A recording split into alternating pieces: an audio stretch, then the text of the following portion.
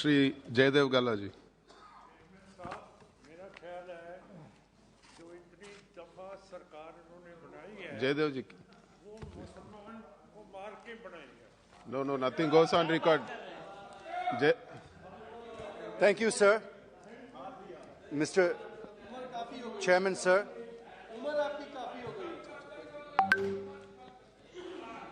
Thank you, sir. Chairman, sir, I rise to support the additional expenditure the Honourable Finance Minister is seeking from the House through the first batch of supplementary demand for grants for 2022-23, and also the demands for excess grants for 2019-20. Sir, I will be brief and crisp since time given to me is very little. Sir, let me start with the issues of my state of Andhra Pradesh first. First is the issue that has been going on for the last 3 years, sir. The farmers of 29 villages who have given 33,000 acres of fertile agricultural land for the development of the capital city of Amaravati have been on a non-stop protest since December 2019, fighting to ensure that Amaravati is made the sole capital of the state and to ensure that the promises made by them by the Government of India are fulfilled. In a few days from now, that is on the 18th of December 2022, we are going to mark 3 years of protest. There has never before been such a long protest by farmers for their rights in the country, sir. I appeal to the Honourable Prime Minister, through the Honourable Finance Minister, to announce that Amaravati will remain the capital of AP. I also request her to provide the funds for the development of Amaravati, as all the development projects are at a standstill. Secondly, sir, I come to Polavaram, the lifeline of Andhra Pradesh, sir. The completion of the project will turn our state into a lush green state, full of crops, and also meet the drinking water requirements of the entire state. Therefore, I urge the Honourable Finance Minister to approve the revised cost estimate amount of 55,548 crores as recommended by the TAC, which includes the cost for land acquisition and R&R for the people displaced due to the project. Finally, through you, sir, I request the Honourable Finance Minister to release the funds for the 18 commitments mentioned in the AP Reorganisation Act. Through you, sir, I would like to remind the government that this is the final budget that is going to be presented before the 10-year deadline that is mentioned in the AP Reorganisation Act comes to a close. And therefore, all of the commitments legally and through the act made by this House should be completed in full by 2020. So the next budget is extremely important for us. And therefore,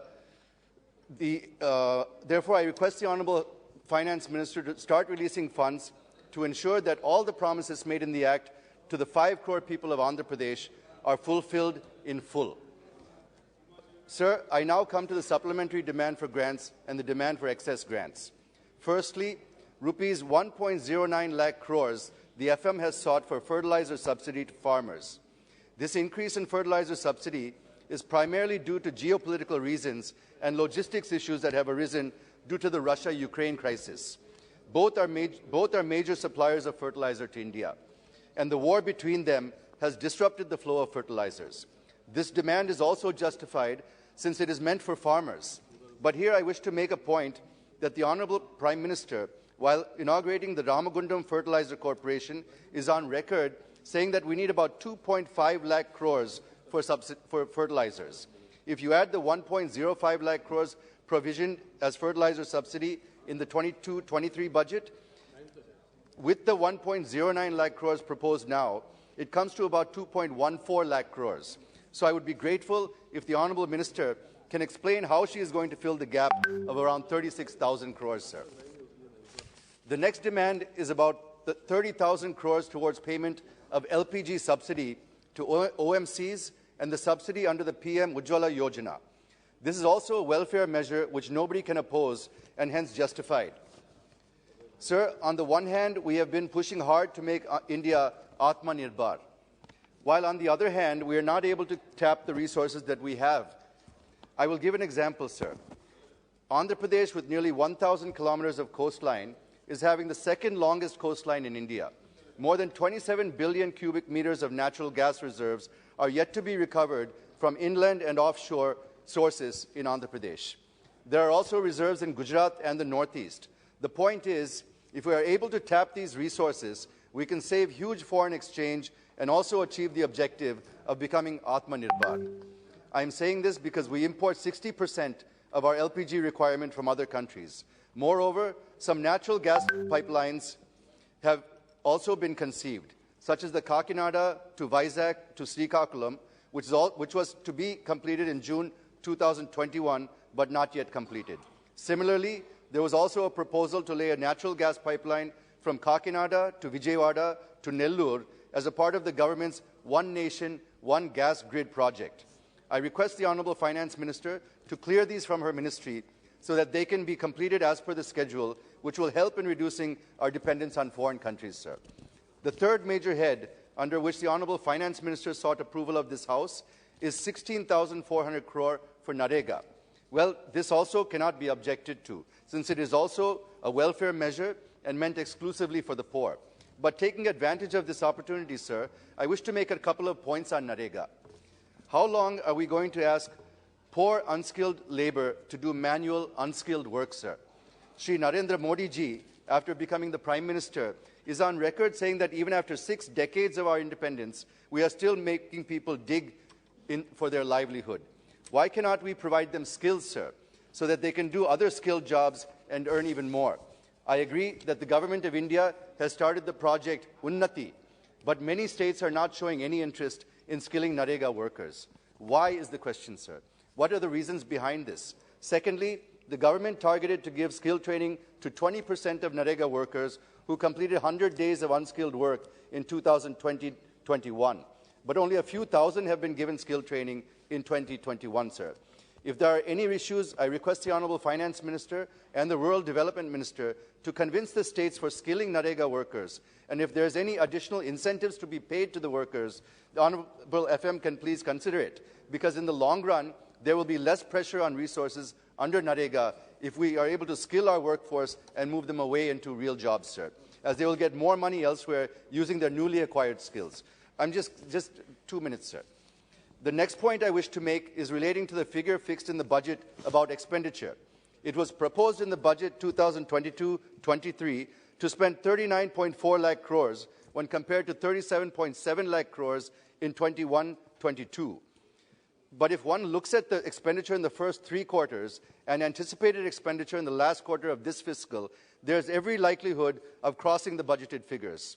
It means it is going to breach the fiscal deficit target of 6.4%.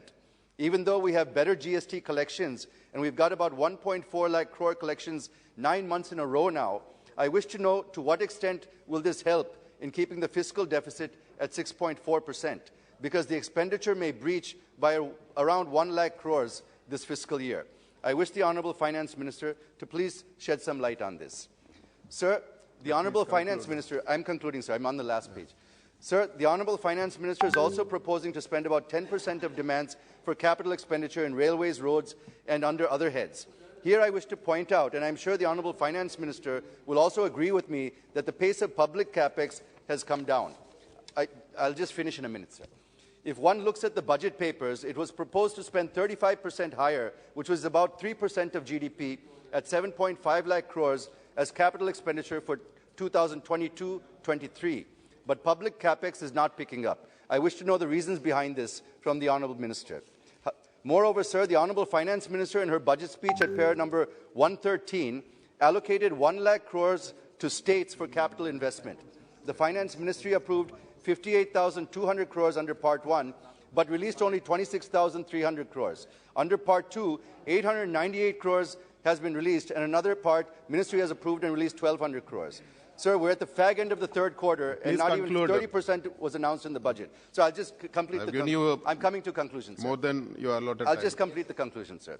There's no doubt that it is a big challenge for India to sustain high growth rate and lift millions out of poverty. And unemployment is the biggest challenge that we are facing today. Sir, around 12 million people are joining the labour force every year, but we're not able to generate jobs for even half of them. The labour force participation rate dropped from 40% from 46% 6 years ago, and the unemployment rate is hovering at 7 to 8%. The point I wish to make is, it is very rare to find GDP is going up while employment is dwindling. So, and I think that India is one of the few countries where GDP is growing, but employment is falling. This is called jobless growth, sir. I wish the Honourable Finance Minister to please throw some light on this. PP Thank Mohammed you for giving me Faisal this ji. opportunity, sir.